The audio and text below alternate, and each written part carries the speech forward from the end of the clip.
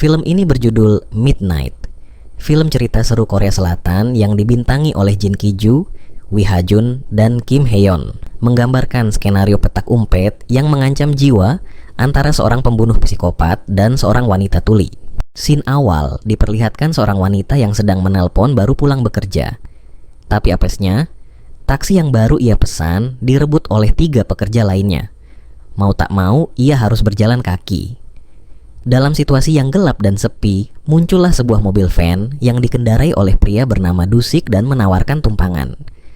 Tapi wanita ini langsung menolak tawarannya. Tiba-tiba wanita itu mendengar rintihan dari dalam mobil tersebut.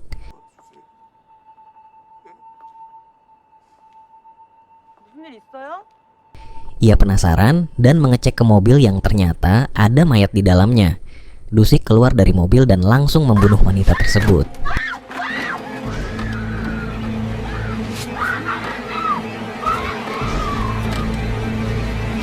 Setelah itu Dusik menelpon polisi dan mengarang cerita palsu, seolah-olah Dusik saksi mata atas pembunuhan yang terjadi pada wanita tadi. Dengan akting syok dan linglung, polisi mempercayai perkataannya. Keesokan harinya, adegan berpindah ke sebuah kantor. Terlihat karyawan di bagian customer service sedang sibuk bekerja. Tak terkecuali dengan seorang wanita tunarungu bernama Kyung Mi, yang juga bekerja di bagian pelayanan khusus bahasa isyarat yang melayani pelanggan tunarungu. Scene berpindah ke rumah seorang gadis bernama Sejong yang hendak pergi kencan buta. Tapi kakaknya yang notabene seorang polisi mengingatkan Sejong agar pulang sebelum jam 9 malam. Sejong dan abangnya adalah anak yatim piatu, mereka tinggal berdua di rumah tersebut. Kembali ke Kyung Mi yang sedang mengirim pesan ke ibunya, di mana ia ingin mengajak ibunya berlibur ke Pulau Jeju. Ibunya Kyung Mi juga seorang tunarungu. Ibunya bekerja di toko kain. Scene berpindah ke mobil polisi yang di dalamnya ada abang Sejong, yang mana ia cemas sekali kepada Sejong yang sedari tadi tidak membaca pesannya.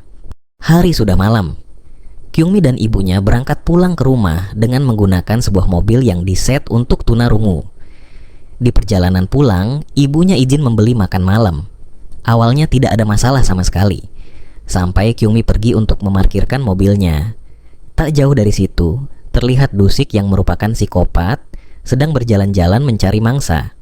Secara tak sengaja Dusik bertemu ibu Kyung Mi dan mengikutinya. Saat hendak mengikutinya, Sejong tiba-tiba muncul berjalan melewati Dusik dan ibu Kyung Mi. Dusik yang awalnya menargetkan ibu Kyung Mi, kini berubah pikiran dan mengikuti Sejong. Kyung Mi telah sampai di parkiran memarkirkan mobilnya. Berpindah ke abangnya Sejong yang cemas berulang kali menelpon Sejong, tapi tak kunjung diangkat. Dusik kembali ke mobil setelah melumpuhkan Sejong.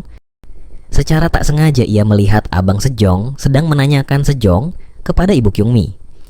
Kyung Mi datang hendak menemui ibunya, tapi ia melihat sebuah sepatu tergeletak di depan gang kecil yang gelap. Dusik yang melihat hal itu dari mobil merasa kesal, sedangkan Kyung Mi yang penasaran masuk ke gang dan melihat Sejong yang terluka parah.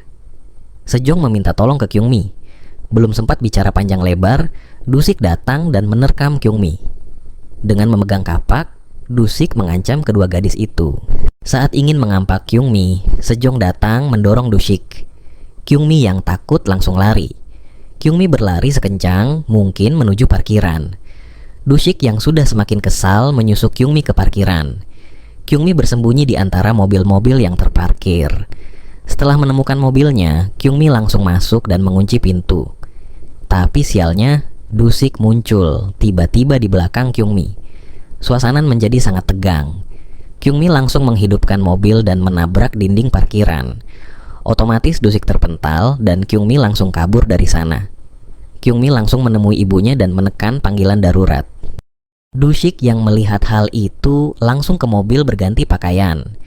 Ia menghampiri Kyung Mi dan ibunya seolah tidak terjadi apa-apa. Dusik berpura-pura menanyakan adiknya yang berciri rikan seperti Sejong. Kyung Mi menjelaskan lokasi dan kondisinya melalui ponselnya ke Dusik. Kyung Mi tidak menyadari pria tersebut karena Dusik sebelumnya memakai topi dan masker. Dusik juga menanyakan apa Kyung Mi melihat wajah pria bermasker, tapi Kyung Mi mengatakan tidak tahu wajahnya. Dusik menyuruh Kyung Mi menunjukkan lokasi Sejong, tapi tiba-tiba mobil polisi lewat. Kyungmi, ibu Kyungmi, dan Dushik yang sudah berganti pakaian dibawa ke kantor polisi untuk dimintai keterangan. Kyungmi menjelaskan situasinya ke polisi dan ia mengatakan kalau pembunuhnya memakai masker dan topi. Saat interogasi di kantor polisi, Dushik sempat berkelahi dengan pria tua di sana. Saat berkelahi, ponsel Dushik terjatuh. Ibu Kyungmi mengambilnya dan melihat wallpapernya adalah wanita yang dijelaskan Kyungmi.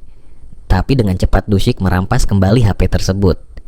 Ibu Kyungmi langsung mencurigai Dushik dengan menggunakan bahasa isyarat. Ibu Kyungmi memberitahu Kyungmi kalau Dushik pelakunya. Dushik yang menyadari hal itu. Dia mendekati ibu Kyungmi dan mengancamnya agar tutup mulut.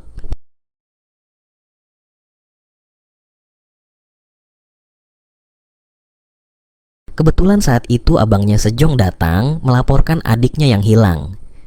Sejong menjelaskan menggunakan kertas kalau dia melihat Sejong. Sedangkan polisi tadi pergi keluar mengamankan pria yang mengamuk kepada Dushik. Saat semuanya lengah, Dushik mengambil pisau dari tasnya dan berencana menikam abangnya Sejong. Dari belakang Dushik melemparkan serangan dan dengan sigap abang Sejong menahan serangan tersebut. Dushik juga mengatakan kalau ia sudah membunuh Sejong. Abang Sejong yang mendengar hal itu langsung mengamuk Kyungmi dan ibunya keluar mencari pertolongan. Tapi pada saat polisi datang, keadaan berbalik. Abang Sejong menghajar Dushik yang terkapar di lantai sehingga polisi jadi salah paham. Dushik yang melihat situasi tersebut langsung berakting seolah-olah ia adalah korban. Dushik malah mengarang cerita soal abangnya Sejong. Polisi menahan abang Sejong dan membiarkan Dushik pergi begitu saja. Sesampainya di rumah, Kyungmi masih saja takut kalau Dushik akan menemukan mereka. Tiba-tiba lampu berkedap-kedip. Tandanya ada orang yang datang dan menekan bel. Awalnya Kyungmi dan ibu takut kalau itu Dushik. Tapi ternyata itu adalah bos ibunya Kyungmi yang datang untuk mengambil kain. Ibu Kyungmi ikut mengantarkan kain tersebut sedangkan Kyungmi tinggal seorang diri di rumah. Setelah ibunya pergi, Kyungmi kembali ke kamar tanpa mengecek pintu sudah terkunci apa belum. Dan apesnya, Dushik tiba-tiba muncul secara diam-diam dan masuk ke rumah Kyungmi. Pada saat Kyungmi mau ganti baju, tiba-tiba lampu kamar berkedip. Oh, itu tandanya ada seseorang yang masuk ke rumah. Kyungmi mengecek ruangan satu persatu, tapi tidak ada apa-apa. Kyungmi pergi ke ruang tamu dan membalas pesan temannya. Saat itu Dushik datang dengan membawa kapak yang besar. Dushik hendak mengapak Kyungmi dari belakang. Tapi Kyungmi menyadari ada yang aneh. Seolah-olah ada yang mengawasinya dari belakang. Pada saat Dushik menyerang, Kyungmi langsung menghindar. Kyungmi langsung lari ke kamar dan mengunci pintu. Kyungmi juga langsung mengirim pesan minta tolong ke abang Sejong. Pintu terbuka sedikit, Dushik langsung menarik tangan Kyungmi keluar kamar. Kyungmi langsung menghempas tangan Dushik dan mengunci kembali pintu. Dushik yang semakin kesal mengapak pintu kamar sampai rusak. Kyungmi yang panik langsung melompat dari jendela kamar lantai 2. Tapi Dushik masih saja bisa menangkap rambut Kyungmi. Kyungmi terus melawan hingga tangan Dushik terlepas. Kyungmi kabur sekencang-kencangnya. Sedangkan di sisi lain abang Sejong datang menyusul Kyungmi setelah mendapat pesan minta tolong tadi. Kyungmi mengerahkan semuanya tenaganya. Tapi Kyungmi tiba di jalan buntu yang langsung disusul oleh Dushik. Kyungmi mengambil kursi sebagai senjata. Dari belakang Dushik, abang Sejong datang dan hendak melempar sepeda ke Dushik. Tapi Dushik dengan lihai bermain lidah hingga abang Sejong mengurungkan niat. Dushik mencoba memperdaya abang Sejong agar mau meninggalkan Kyungmi. Dengan polosnya, abang Sejong pergi mencari adiknya dan meninggalkan Kyungmi bersama Dushik. Setelah abang Sejong pergi, Dushik menelpon abang Sejong dan mengejeknya. Saat Dushik lengah, Kyungmi melemparkan pasir ke wajah Dushik dan kabur. Singkat cerita, Kyungmi lari dan bertemu dengan Sejong. Mereka bersembunyi di balik kotak besi menghindari kejaran Dushik. Dushik mengecek mobilnya dan melihat kalau Sejong sudah tidak ada di sana. Dushik semakin kesal. Kyungmi menyuruh Sejong menelpon kakaknya, sementara Kyungmi mengalihkan perhatian Dushik. Sejong berlari dengan sisa tenaganya. Setelah abang Sejong menemukan Sejong, mereka memanggil ambulan. Sejong bilang kalau Kyungmi sengaja mengalihkan Dushik agar Sejong selamat. Setelah berlari sangat jauh, Kyungmi tiba di keramaian dan disusul oleh Dushik.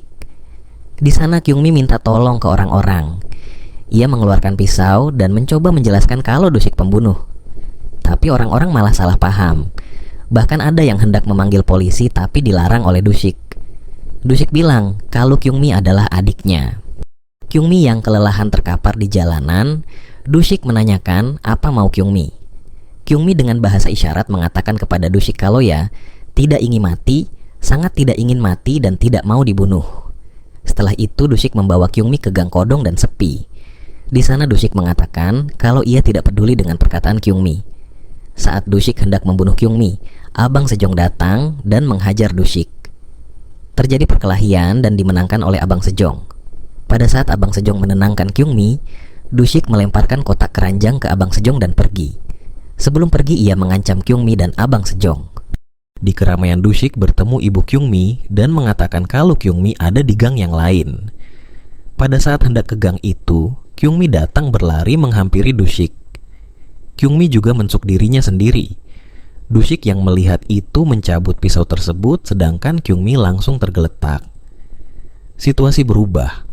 Orang-orang mengira kalau Dushik yang membunuh Kyungmi. Polisi datang mencoba menangkap Dushik.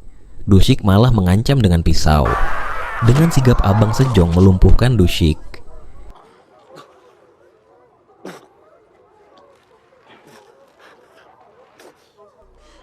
Scene berpindah. Kyungmi dan ibunya sedang mengobrol di pantai.